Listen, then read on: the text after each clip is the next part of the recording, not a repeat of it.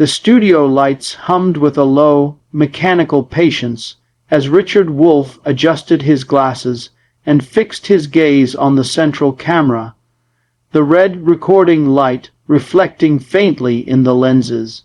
The date, December 1, 2025, glowed in the corner of the monitor like a quiet reminder that this moment was anchored in history, not theory. Outside the building, winter rain slid down concrete walls and pooled along the curb, washing the city in muted reflections. But inside the studio, the air felt compressed, heavy with anticipation. Wolff did not rush to speak. He let the silence stretch just long enough to feel uncomfortable, long enough for viewers to lean closer to their screens, wondering if something had gone wrong. Then, in a calm, deliberate tone, he began, saying that societies often believe the rule of law disappears suddenly in coups or revolutions, but in reality it erodes slowly, politely, hidden behind procedures and press releases. His voice was steady, almost professorial, yet beneath it ran an unmistakable edge of warning. As the cameras shifted between close-ups and wider shots, screens behind him filled with images of courtrooms, legislative halls, corporate towers, and crowded streets. Wolff explained that what many were witnessing was not lawlessness in the traditional sense, not mobs or anarchy, but something more unsettling, a structured system in which laws still existed, still filled books and databases, yet no longer applied equally. He described how enforcement had become selective, how penalties seemed to fall hardest on those with the least power to resist them, while those at the top navigated around rules with ease, protected by complexity, influence, and delay. "This is not the absence of rules," he said quietly. "It is the presence of exceptions." The word hung in the air, heavy and precise. He leaned slightly forward, hands folded, as if speaking directly to each individual viewer rather than an abstract audience. Wolff traced how emergency measures, once justified as temporary responses to crises, had quietly become permanent tools. Surveillance expanded under the banner of security. Economic regulations bent under the pressure of markets deemed too important to fail. And legal accountability was postponed again and again in the name of stability. He reminded viewers that every step had been explained, rationalized, legalized on paper. Yet the cumulative effect was a system drifting away from its original promise. The rule of law, he argued, was never meant to be about words alone, but about predictability, fairness, and restraint on power. When those elements vanished, what remained was a shell, convincing enough to pass casual inspection, hollow enough to be dangerous. Footage rolled of lawmakers speaking at podiums, corporate leaders entering black cars, protesters facing lines of police. Wolff narrated over the images, pointing out how language itself had been repurposed. Accountability became political theater. Transparency became national risk. And justice was reframed as an obstacle to efficiency. He noted how media cycles shortened, outrage flared and faded, and complex legal stories were reduced to slogans, allowing deeper structural changes to pass largely unnoticed. Power thrives on distraction, he said, his tone still controlled, but firmer now. When attention moves faster than consequences, impunity grows. In the control room, producers exchanged brief glances, aware that the segment was heavier than usual, more analytical, less forgiving. Wolff paused again, then introduced the phrase that would echo far beyond the studio, the rule of outlaw. He explained that he chose the term deliberately, not as a rhetorical trick, but as a diagnosis. In this condition, Actions were no longer judged by whether they were lawful in principle, but by whether those committing them could get away with them. Legality became flexible, negotiated after the fact, adjusted through settlements, fines, or procedural delays that drained cases of meaning. He gave examples without naming names, describing patterns instead of scandals, showing how repeated punishment sent a clear signal throughout society. When rules are enforced only sometimes, he argued, they teach everyone else that compliance is optional, or worse, naive. The camera tightened on his face as he addressed a likely objection. Some would say this was simply how complex modern societies function, that perfection was impossible, that trade-offs were inevitable. Wolff acknowledged complexity but rejected resignation. Complexity, he said, was not an excuse for asymmetry. A system that consistently protected the powerful while disciplining the vulnerable was not merely flawed, it was performing exactly as designed. His voice softened slightly as he spoke about ordinary people, workers, students, small business owners, who sensed something was wrong but struggled to articulate it. They felt rules tightening around their lives while watching others glide above them, untouched. That feeling, he said, is not cynicism. It's perception. As the segment neared its end, Wolff did not offer solutions, nor did he call for dramatic gestures. Instead, he returned to fundamentals. He reminded viewers that law, at its core, was a collective agreement to limit harm and restrain power, not a weapon to manage dissent or protect privilege. When societies lose sight of that, the danger is not immediate collapse, but gradual normalization of injustice. The studio felt unusually quiet as he delivered his final lines, his voice low but unwavering. When laws stop ruling, he said, something else takes their place, and whatever that is, it rarely serves the many. The red recording light dimmed, the cameras powered down, but the weight of his words lingered, filling the space long after the broadcast officially ended.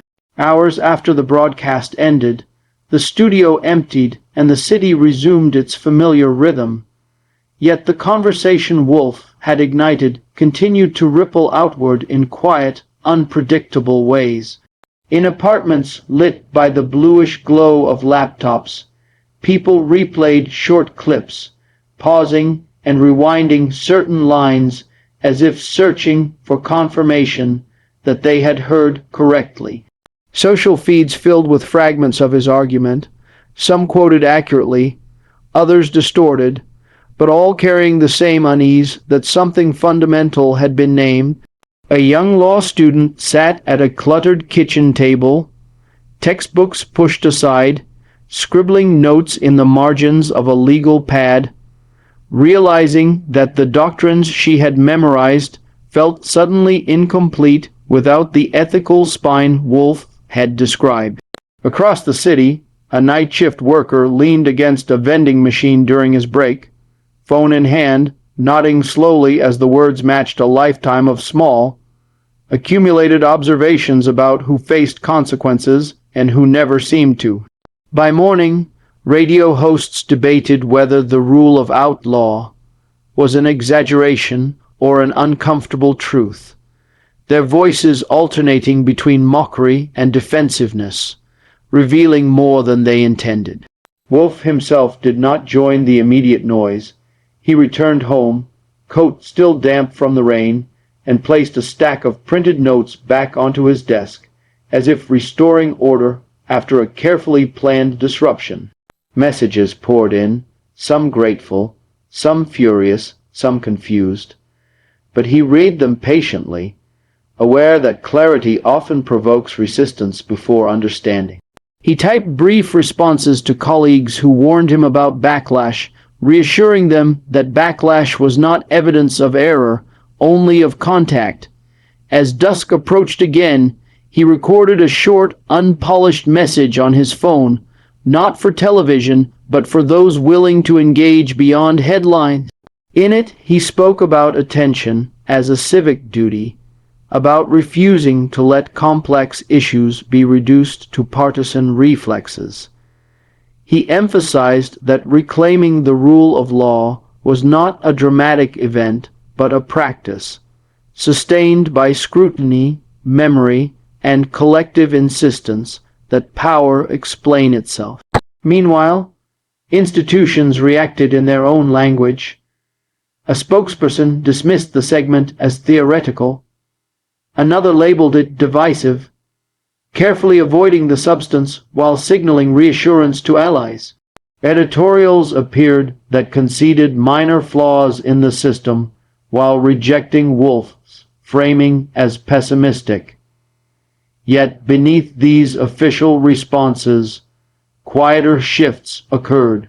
In a small town, a local council meeting grew unexpectedly crowded as residents questioned a development deal that had long been treated as a formality.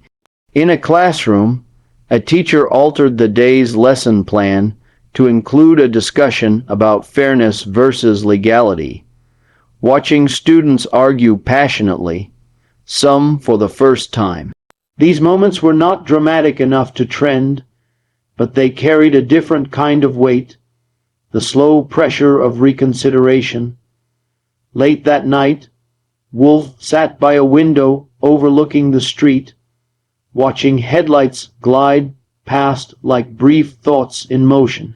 He reflected on how often societies mistake stability for justice, how routines can dull moral awareness until imbalance feels normal. He knew the phrase he had introduced would be criticized for its sharpness, but he believed sharpness was necessary to cut through complacency. The danger, as he saw it, was not that people would disagree, but that they would grow comfortable with contradiction, accepting a world where principles were praised in speech and violated in practice.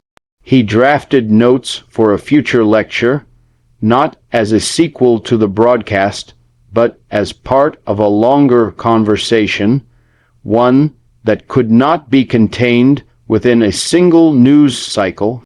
As days passed, the initial surge of reaction faded from the front pages, replaced by the next urgent story, but the idea lingered beneath the surface. It appeared in unexpected places, in op-eds written by first-time contributors, in union meetings where legal language was questioned rather than accepted, in private conversations where people admitted feeling less alone in their doubts. Critics continued to argue that the system, though imperfect, was functioning, but their assurances sounded increasingly rehearsed, less convincing in the face of lived experience. Wolff observed this from a distance, resisting the temptation to claim vindication. For him, the measure of success was not agreement, but engagement, the refusal to let abstraction replace accountability.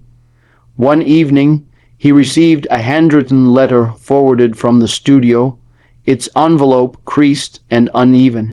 The writer did not praise or condemn him outright. Instead, they described a long career inside a regulatory agency, years of watching cases stall, fines negotiated down, responsibilities blurred. I thought it was just how things worked. The letter read, but hearing it named made it harder to ignore. Wolff placed the letter carefully back into its envelope, aware that such acknowledgments rarely made headlines but mattered more than public applause.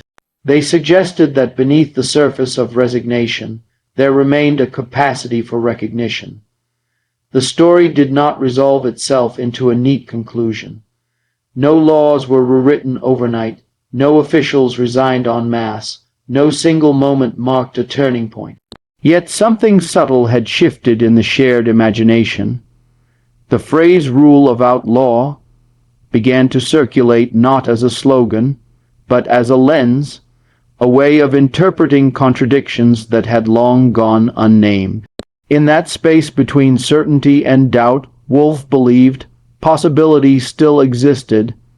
As he prepared for bed, the city quieting outside, he reminded himself that ideas rarely change the world by force. They change it by persistence. The broadcast had ended, but the work it invited had only begun, carried forward in conversations, questions, and the slow, stubborn refusal to accept a system that demanded obedience without offering fairness in return.